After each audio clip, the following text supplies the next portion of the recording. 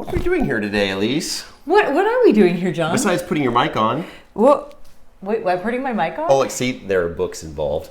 Yeah, well, because otherwise you see, like, John down to here and then just, like, my head. John's very tall. Don't know what you're talking about. All right, today. Hey, I'm Alyse. And I'm John. And together, we're on the Heart of Austin Homes team. Powered by Keller Williams. We did our full branding thing there. We did. Look at us. Go us. Go us. We did it. So anyway, we are here to talk to you about what the hey is happening in the Austin real estate market. It's our Austin market update for December of 2020. Because you can't get conclusive information about December until a little ways into January when everybody has changed everything. We're a little past early January. Yeah, okay. We were busy. We were.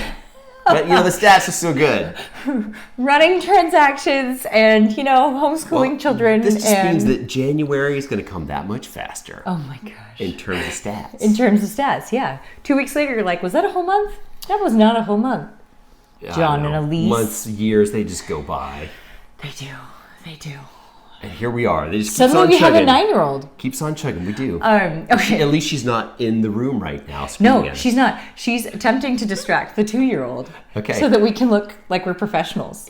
Well, it's all an illusion, people. It's all an illusion. Just wait for a little baby to come running in here. I know, exactly. Trailing a dog, followed by 2 screaming older children. All right, so let's see if we can talk about real estate before that happens. Oh, I know, exactly. Let's see if we can knock it out. Austin market stats for December 2020. 2020, okay. The last stats of the world's worst year ever.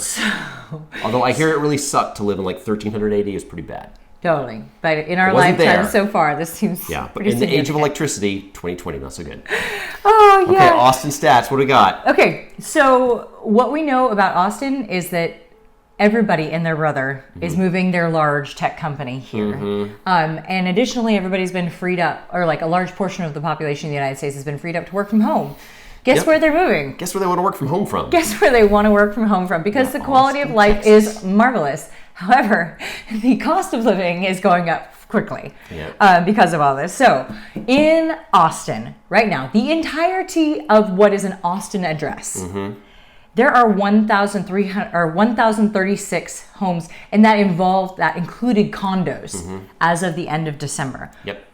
Where are we at for single-family homes right this second, John? Right. Well, that's a January stat. I know it is, but I think this is still very relevant. Okay, well, I looked yesterday morning, and it was like 305. I looked a few minutes ago, it's down to 294. And also keep in mind, like a good 30 to 50 of those are like just giant multi-million-dollar houses. Yeah, exactly. Like they've been sitting on the market for forever because they're priced at $7 million. And so realistically, for like your average house, you're looking at probably like 250, right? In all of Austin. And 50 homes for all of Austin. For single family, right? For single family. With a backyard. We usually sell about 1,000 a month. Yep. So that's nothing. And by the way, the number we're selling per month, the demand is higher than average right now because of the influx of all these companies. Okay, so. Everyone wants to buy, no one wants to sell. There were 1,036 homes available. That compared to the year before is down 47.7%. Half. Just compared to the month before, November to December of 2020, that went down 24%. Yep. How does that compare, John, to how many homes sold? Sold in South Austin or in Austin? All of Austin. In all of Austin. Sales? Well, sales are 1,445. Right, and so that number is more than active. So there's some churn in there. Exactly, and that's why you see that inventory dropping shrinking, right? So quickly. Before it was, I don't know, I'd have to look at the last videos, but 11 or 1,200, and now it's down to 1,000. Yep. That's total homes. And so now that we sold, there are 1,445 sales. So like if a house comes onto market and then closes in the same month, then you won't see that dot. Yeah. But that's why the sales number is going to be higher. Or even just comes on the market and gets put under contract. Yeah. It's not active after that. That's why you can sell more than there are active on the market. That number, by the way, is only down 1% from last year, despite the fact that inventory is down 47.7%. Yeah. So again, consuming inventory. Right? Yeah, and that number of homes that went under contract is down 6.5% month over month from November to December. And that's largely, I would guess, attributable to the fact that there is just nothing to buy. Yeah, inventory is getting so small. And I really don't mean to discourage buyers, but more and more people are having to be incredibly, incredibly strong buyers. Every now and then you're getting something, you're the only offer, you're getting it just for list price. That's amazing. We had one last week. We lost to 60 offers. 60.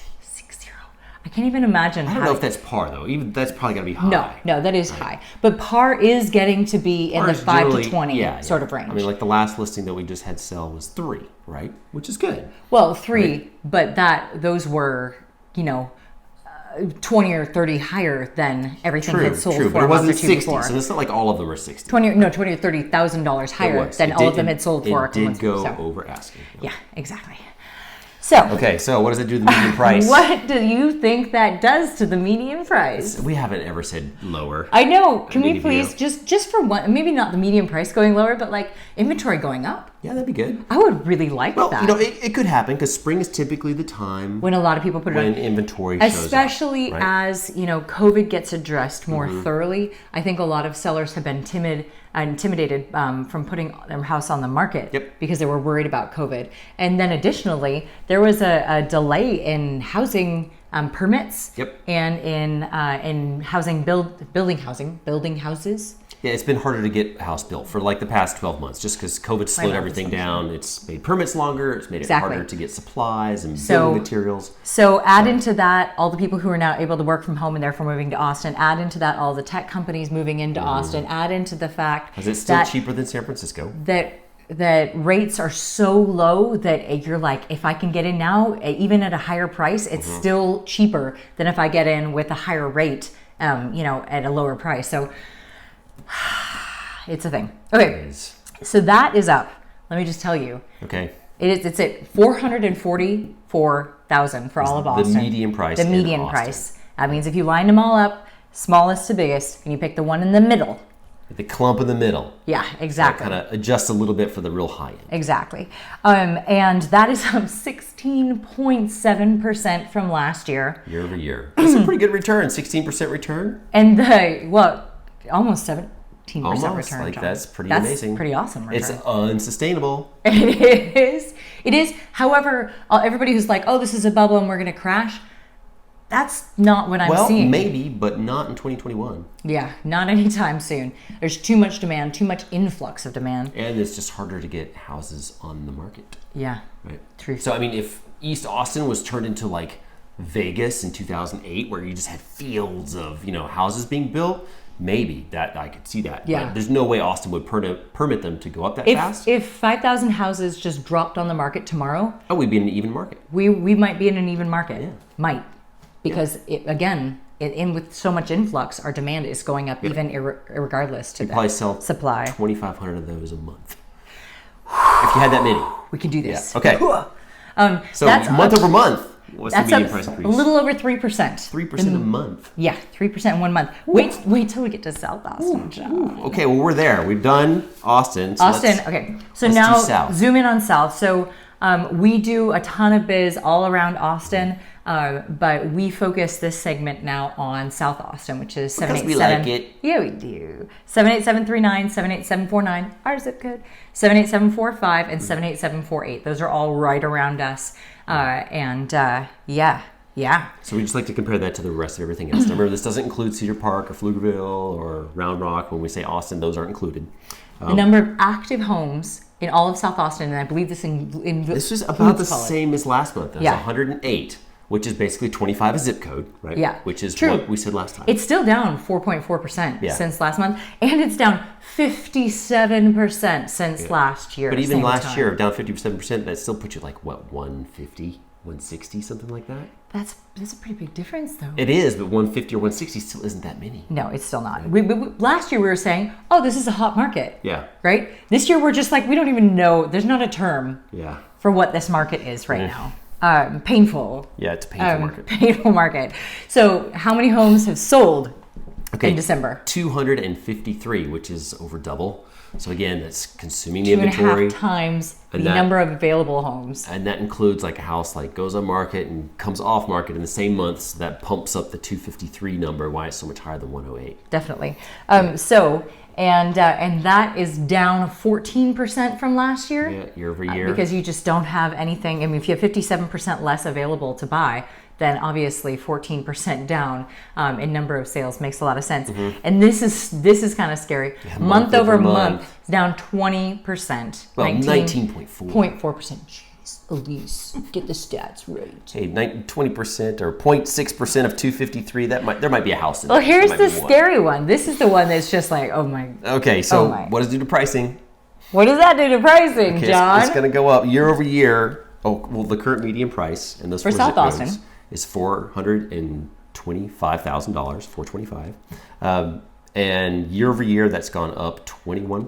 21%. That's not a bad rate of return. That's pretty awesome. Pretty awesome. And month over month, 4.7%. Just between November and December of 2020, the median household or the median price for a house in South Austin went up 4.7%. I mean, I'll just tell a really quick story. I have this one client bought an investment house in South Austin. It's in 78745, cute little house, 3.2, right?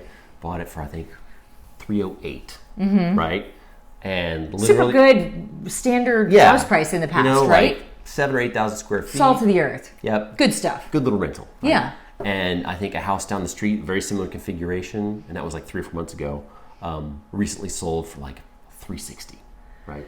So, yeah. I mean, it's not exact apples to apples because it's not the exact same house, but the fact that a house down the street about the same size sold for like 20% more. So this is pretty much where we're at too.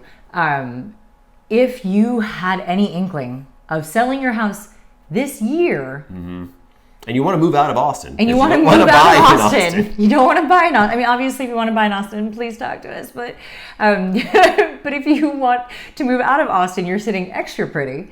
And homes are selling for, I mean, anywhere from $40,000 to $100,000 more than you would have expected, even just like 6 months ago. Yeah. It is crazy, guys. So. Well, I mean, we would love to help you get top dollar. I've literally read every single doc out there from the National Realtor Association and from the Texas Real Estate Commission and everything else on how to get as close to an auction to get absolutely top dollar as we can without violating any sort of regulatory body. Because we can't run auctions. Yeah, we cannot run auctions, and so getting as close to that as we can without crossing any lines. And so we love to help you get that top dollar. And for our buyers, we love you, and we will keep fighting the good fight. We will find you something. Well, there is like a top end to this because Texas, most of their income comes from property taxes. So property taxes act as a buffer on pricing to push them down. Because at some point, a $500,000 house is going to be over $10,000 a year in taxes. Right, so at some point, like push is going to come to shove, and those property prices won't be able to get that much higher because no one wants to pay, for their house in cash, and then pay $2,000 a month in taxes. Yeah. I mean, as long as it's cheaper than living in another state with an income tax, maybe. Yeah. But that's going to be real interesting to see when that kind of push and shove kind of meet each other to where people are going to be like, look, I just can't do the pricing anymore because of taxes. Yeah. No, completely. So that was our. Slightly depressing and slightly uplifting, depending on which angle you're coming at it from. Well, it's a good time to be a builder. It is a good time to be a builder. Yeah. If you're out there building homes, thank you. Yes, please build more. Build more homes. Build more. Build more homes. So people are like, oh, that's really good for you. The prices are going up so much. I was like, no. I want my buyers to be able to buy. I don't want to have to write 8 offers and settle for a house that they're not that excited about. Like I like a somewhat par market where things are growing at a sustainable level. Yep. And everybody who wants to get into a house and has decent financing enough to do it can get into one. Yeah. Everybody wants to sell a house. Or it's not so lopsided where like one party can really just take advantage of the other. Yeah, exactly. I mean, sellers are getting most everything they want. More than everything they want, really. Yeah, and I mean, it's getting to the point where buyers are like, I've given you everything you want. Is there anything else I can give you? Begging for more information on how they can win an offer. So it is possible. We can win offers. However, it's a complex beast right now. Yeah, so we will see how things turn out in 2 January. weeks when we do our January. We'll do January pretty soon here. We'll have some more data. I'm not I don't think it's going to be soon enough to turn the tide. So maybe in February or March we'll start to see more, especially as people get more vaccinated and you know, Yeah. if the COVID scare can really come down, then I think people, once they feel like, hey, we're out of the woods, Yeah, then, they're not nervous Then about we'll see a spike of people going like, selling. okay, this is great. Look at these prices. I'm going to sell. Yeah, So definitely. hopefully we'll see some of that show up in like, I don't know, as early as April, but realistically maybe the summer. Yeah, definitely. That would be so lovely. That would be cool. Inventory. We'll see. It's gonna be an exciting year for sure. Yeah, definitely. Right. And we need to go find a big old plot of land, gather investors, and build a whole subdivision. Just Yeah. throwing that out there. Yep.